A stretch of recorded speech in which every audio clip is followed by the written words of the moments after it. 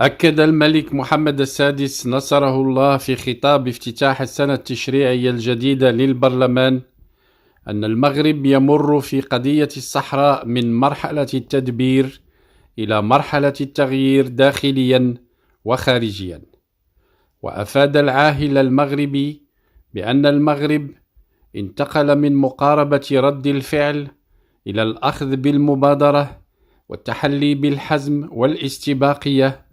وأكمل الملك محمد السادس قائلا: ظهر الحق، والحق يعلو ولا يعلى عليه، والقضايا العادلة تنتصر.